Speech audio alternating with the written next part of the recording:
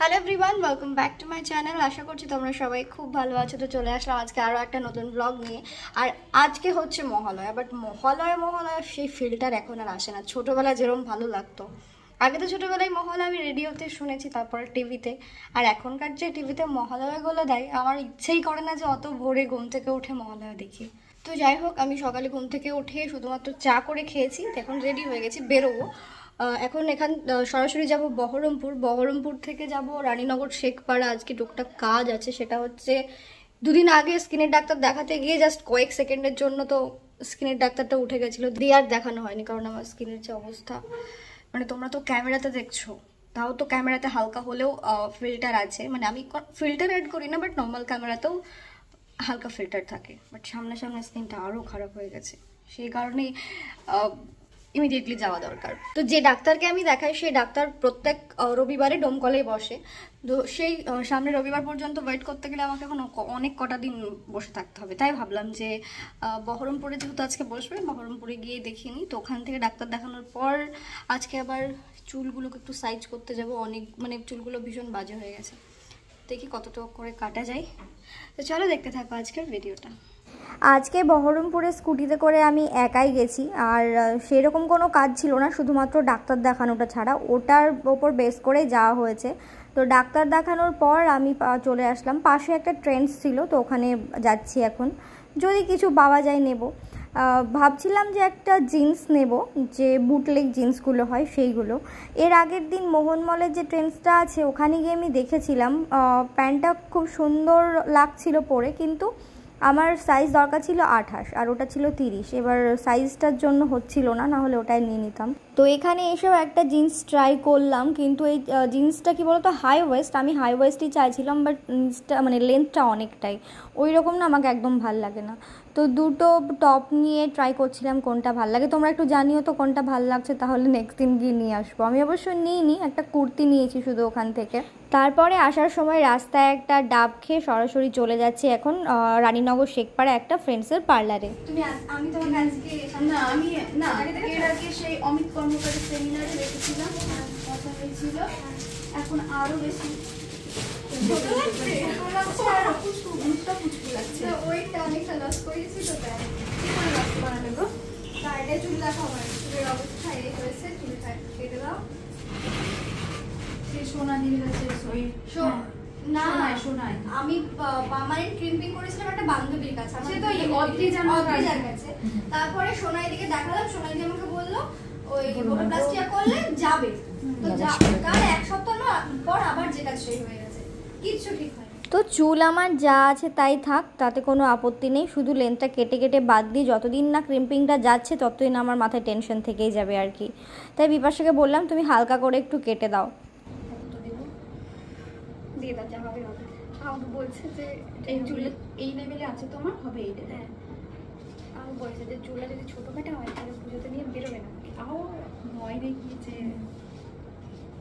ওর পার্লারে অনেক দিন থেকে আসবো করে আসাই হচ্ছিল না। অ্যাকচুয়ালি ওর পার্লার যখন ওপেনিং হয় 2023 আই থিঙ্ক, তখন ওপেনিং হয়েছিল, তখন আমাকে ডেকেছিল। যেদিন ওপেনিং হয় সেদিনও আমাকে ডেকেছিল, বাট কোনো কারণবশত যাওয়া হয়েছিল না। আর ওর বাড়িটা না একটু উল্টো দিকে, সেই কারণে সহজে মানে ওই দিকে যাওয়া হয় না আর কি। তো এখন যখন আমার চুলটা মনে হলো যে কাটতে হবে, তখন ভাবলাম যে বিপাশার পার্লারে যাই, ওর কাছে গিয়েই কেটে আসি। কারণ এত দিন থেকে মেয়েটা ডাকছে, আমাকে না গেলে সত্যিই এবার খারাপ লাগবে। তো গিয়ে চুলটা কেটেছি, আর তার সাথে ও ফেসিয়ালও করিয়ে দিয়েছে। আর সত্যি কথা বলতে গেলে ওর হাতের কাজ ভীষণ ভালো, চুলটা তো আমার ভীষণ পছন্দ হয়েছে। আমি তখন ওখানে সেভাবে বুঝতে পারিনি, বাট বাড়ি এসে আমার বেশ ভাল লাগছিল, চুলটা একদম সুন্দরভাবে কেটে দিয়েছে। আর তার সাথে আমাকে ফেসিয়ালও করিয়ে দিয়েছে। আমাকে বলছিল হেয়ার স্পা করার জন্য, আমি বললাম ঠিক আছে, হেয়ারের পিছনে কিছু করতে হবে না। ও বলছিল হেয়ার স্পা করবে না, কি করবে। আমি বললাম ঠিক আছে, ফেসিয়ালই করিয়ে দাও। জীবনে আমি সেভাবে কখনো ফেসিয়াল করিনি, একবার করেছিলাম, সেটা হয়তো যখন আমি কোর্সটা করছিলাম একটা দিদির কাছে, পার্লারের কোর্সটা, তখন একবার মানে আমার উপর ট্রাই করা হয়েছিল। তো বিপাশার কাছে আজকে দেখি করি, ওকে বলছি আমি একবারই করবো, আর আমি ফেসিয়াল করবো না। সামনে বিয়ে টিয়ে না, মেকআপ ভালো মেকআপই করবো না আমি বিয়েতে। দিনের বেলায় বিয়ে হবে, সবার বেলায় মেকআপ করো আর দেখো দিনের বেলায় হবে হয়তো, দিনের বেলায় মেকআপ বিয়ে করবো না কেন? মন্দিরে গিয়ে জাস্ট সিঁদুর পরিয়ে দেবে আর কিছু না, বাবা কোনো লোক খাওয়ানোর কোনো ব্যাপার নেই। ও বাবা, মানে এগুলো হলো সব চালাকি, পয়সা বাঁচানোর একটা বড় ধান্দা। তবে আজকে ফেসিয়াল করার সময় মনে হচ্ছিল মাঝে মধ্যে পার্লারে গিয়ে এরকম নিজেকে প্যাম্পার করা যেতেই পারে। সত্যি কথা বলতে সময় হয় না সেটা ঠিক না, আমার ইচ্ছেটাও করে না। তো এবার থেকে ভাবছি দেখি মাঝে মধ্যে একটু পার্লারে গিয়ে কিছু না করি, ফেসিয়াল না করি, ক্লিনটা করা যেতেই পারে। তো ওখানে আজকে ফেসিয়ালে তো অনেক প্রসেসও করেছে, তারপর যখন আমি মানে পুরো প্রসেসটা কমপ্লিট হলো আমার এতটা রিল্যাক্স লাগছিল কি বলবো, মানে ভেতর থেকে একটা রিল্যাক্সেশন ফিল হচ্ছিল। তো ওখানকার কাজ শেষ করে সরাসরি আমি চলে আসি বাড়ি, আর বাড়ি আসার আগে ডোমকল থেকে মোমো নিয়ে এসেছিলাম আর এই এগরোল দুটো বিপাশা আমাকে কিনে দিয়েছে বলতে ওখানে খেতে বলছিল, আমি বললাম না এমনিতে আমার লেট হয়ে গেছে অনেকটা, আমি বাড়ি নিয়ে গিয়েই খাবো। তো বাড়িতে এসে সাথে সাথে আমি হাত মুখ ধুয়ে খেতে বসে পড়েছি, কারণ এত পরিমাণে খিদে পেয়েছিল। আজকে সারাদিনে কিচ্ছু খাইনি, শুধুমাত্র একটা ডাব ছাড়া। শোন অত ছটফট করে না, অত ছটফট করে না, অত ছটফট করতে হয় না। তুমি কতদিন ক্যামেরার সামনে আসনি বলো তো? তোমার শরীর খারাপ ছিল, এখন কেমন আছো তুমি একটু বলবা না? একটু বলো বলো বলো বলো বলো। শোনো শোনো শোনো মা, আমি ওকে প্রথমে একবার ধরে নিয়ে আসলাম, যেই ছেড়ে দিয়েছি অমনি পালিয়েছে এক দৌড়ে ওই ঘরে কাঠের তলায়। ওরে তোমাকে ক্যামেরার সামনে না নিয়ে আসলে সবাই মিস করে তো। আর এই যে লিওর এই জায়গাটাই কাটা হয়েছিল, অপারেশন হয়েছিল, এখন ঠিক হয়ে গেছে। লিওমনি তুমি কি খাও একটু বলে দাও তো, ওরা জানতে চেয়েছে যে লিওমনি কি খায়, ভাত খায় না কি খায়। তো লিওমনির খাবার হচ্ছে ভাতের সাথে মেটে দিয়ে মাখানো হয়, মেটেটাকে হলুদ দিয়ে সেদ্ধ করা হয়, দিয়ে ওটাকে ভাতের সাথে ম্যাশ করে খাওয়ানো হয়। মাংসও খায়, মাছও খায়, কিন্তু মাছটা মাংসটা কি হয় বলো তো, যদি ভাতের সাথে মেখে দেওয়া হয় তাহলে মাংসটা বিশেষ করে ভাতের সাথে অতটাও মেশে না, আর মেটেটা ভাতের সাথে মাখালে পুরো ভাতের গায়ে লেগে যায়, দিয়ে সবটা খেয়ে নেয়। আর তাছাড়া সন্ধ্যাবেলায়, সকালবেলায় সন্ধ্যাবেলায় মুড়ি খাই, রাত্রিবেলা যেদিন রুটি হয় বাড়িতে সেদিন রুটি খাই।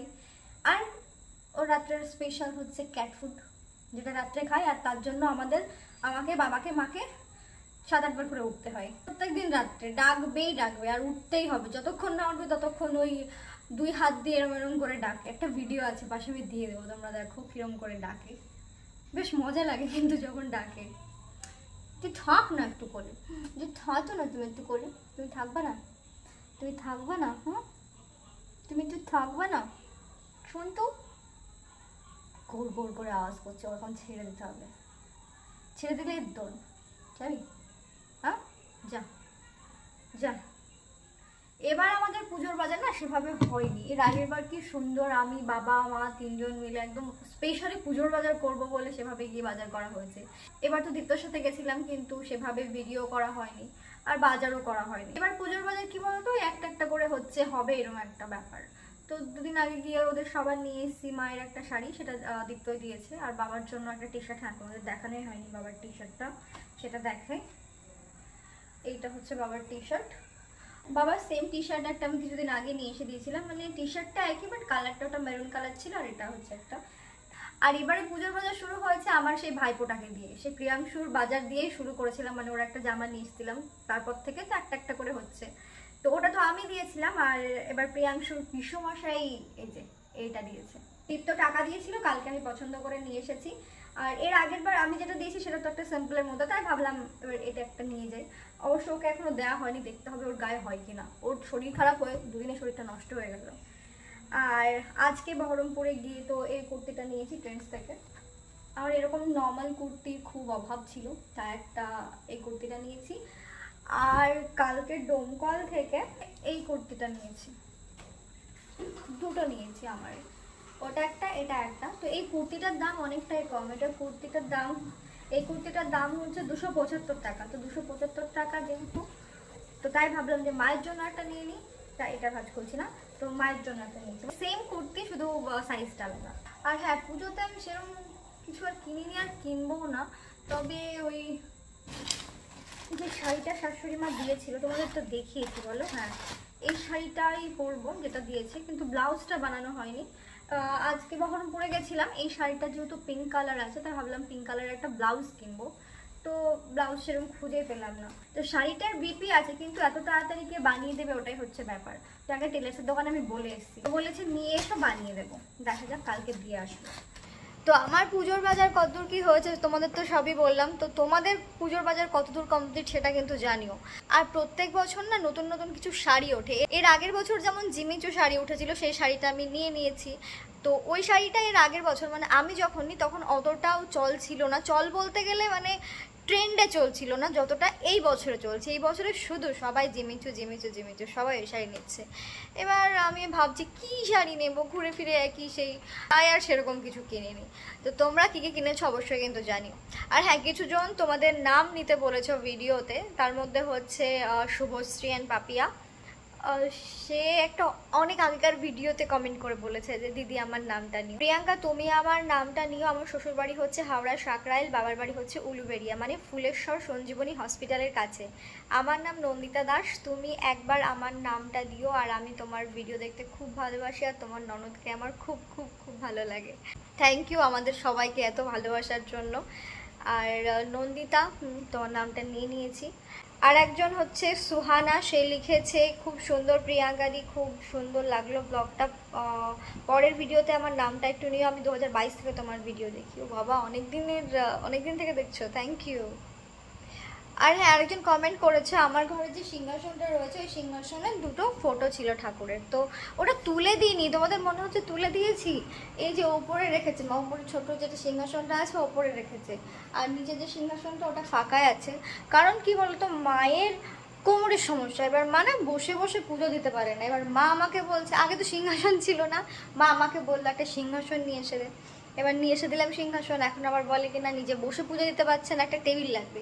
তার মানে একটা টেবিল কিনে দিতে হবে, টেবিলের ওপরে এই সিংহাসনটা রেখে তবে দাঁড়িয়ে দাঁড়িয়ে পুজো করতে পারবে মা, কারণ কোমরের সমস্যায় বসতে পারে না, এটা হচ্ছে একটা ব্যাপার।